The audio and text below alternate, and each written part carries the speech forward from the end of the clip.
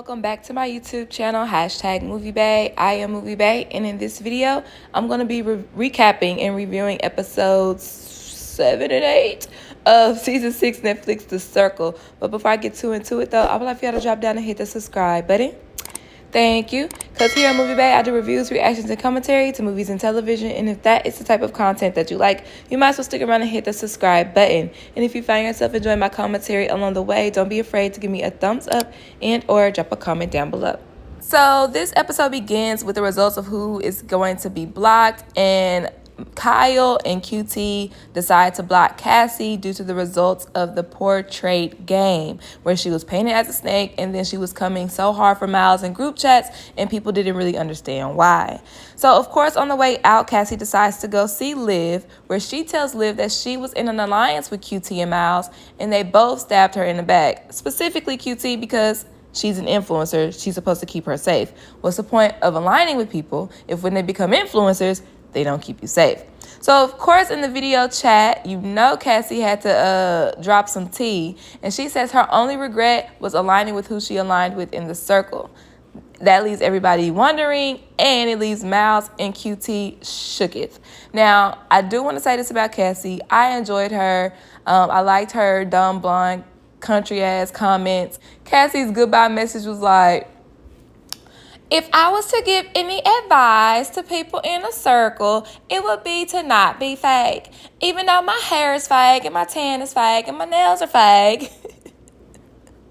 And hopefully one day my boobs are fake.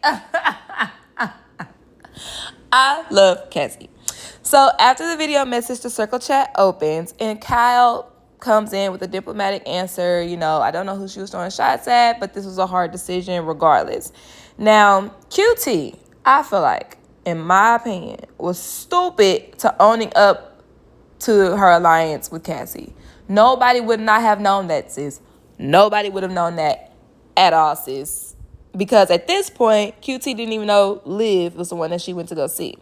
So Autumn asked the question, well, I wonder who she went to see. That is when Liv says that Cassie came to see me and she spilled all the tea. I felt like Olivia was giving too much information. And I don't want Olivia to turn into Courtney from season 2, where you end up playing somebody else's game based off of what somebody else told you on their way out the door. If anything, you should have told people in private chats about what Cassie said versus in the entire group chat, because now Miles and QT know that. However, in that group chat, Miles also owns up. But I feel like nobody was looking at QT how they were looking at Miles, which they should have been, because she was the influencer. Like, duh, people. So the circle chats for this episode. Olivia sends a message to Lauren, hoping to start an alliance because all of their alliance members are gone. And she also talks about how she doesn't trust Miles.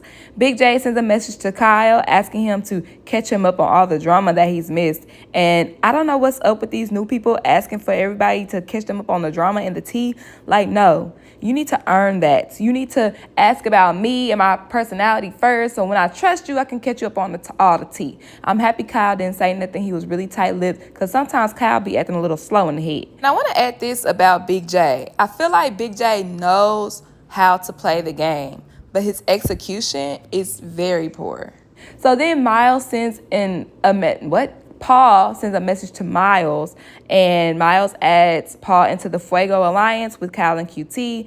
And this is good because both of them right now are in like low position. Circle game for this episode is called It's Personal, and it's like a vibe check, right? So they have a series of questions and the results are only in percentages. I just want to know, what would y'all do in the comment section below? Let's play this game. Would you rather fight one bear or fight 500 chickens? I think I'd rather do neither, because I don't like birds, y'all. I'm scared of birds. The beaks, 500 of them, no. But then it's like a bear, I'm definitely going to get demolished. So I would rather not do either. Cozy night in or a wild night out? Would you rather? Cozy night in all day, every day. My wild nights out have stopped after the age of 25, okay?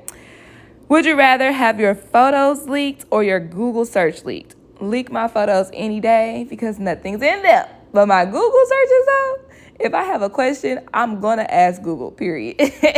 And random thoughts happen 24/7 in my brain.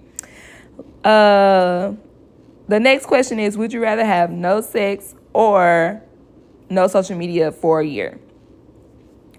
I honestly rather give up sex for a year because it's been done before. And social media is how I make my money. If YouTube it counts as social media, then I can't give up YouTube. I just can't.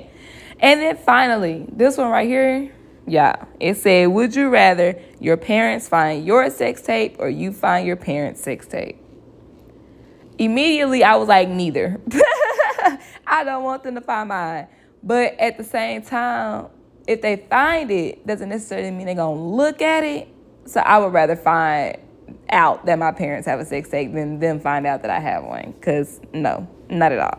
After the game is over, the circle is hit with an alert, and that is when the contestants find out that this was just not a regular, schmegular game, but it was a compatibility quiz. And you will now be paired in secret partners based off of your answers.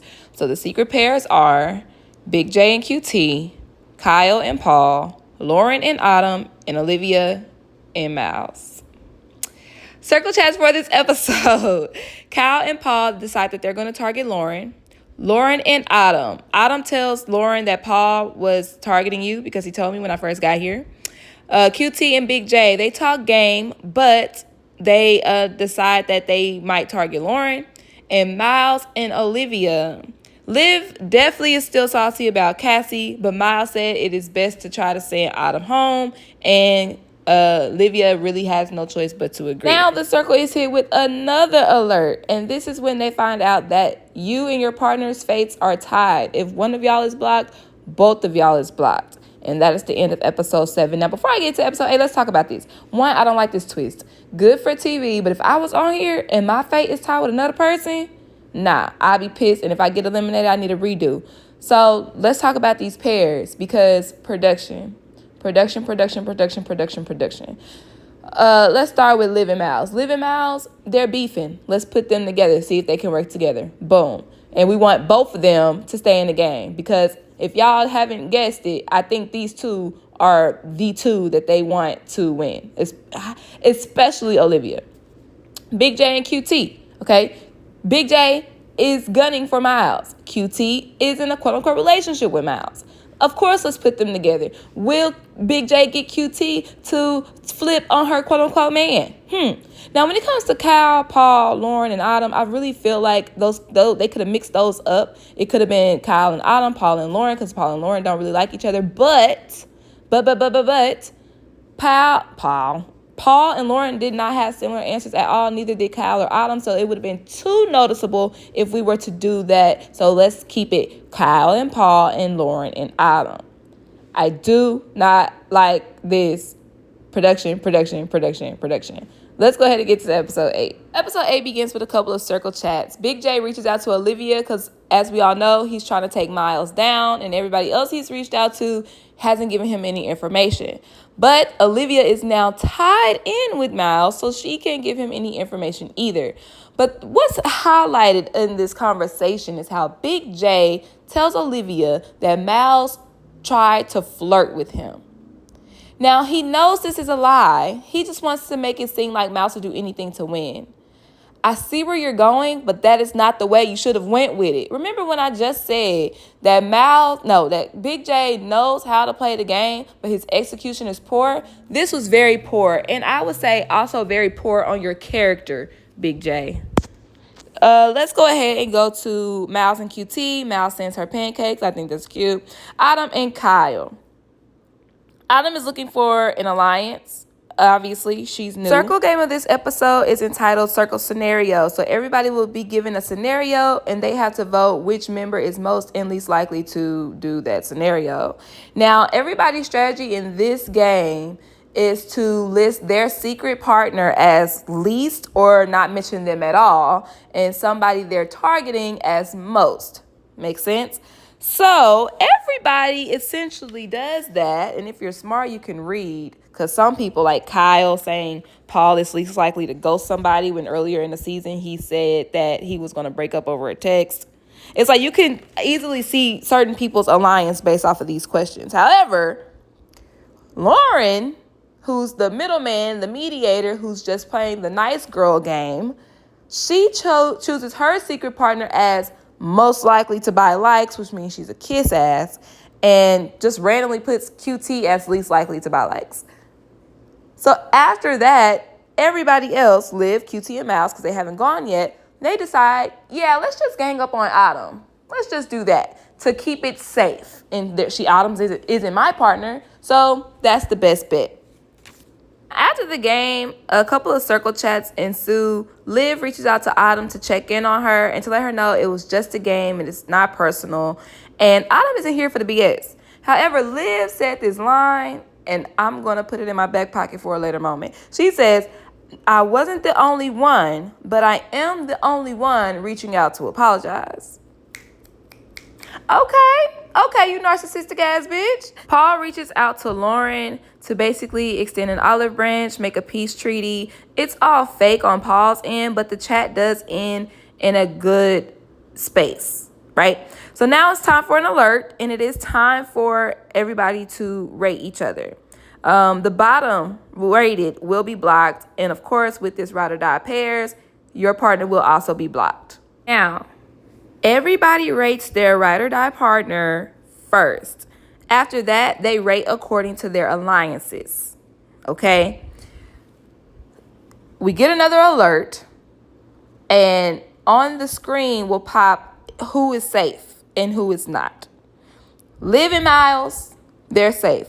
Of course, we all know at this point, it's episode 8. They are the shoo-ins to go to the finals. Not surprised. Big J and QT, they're safe.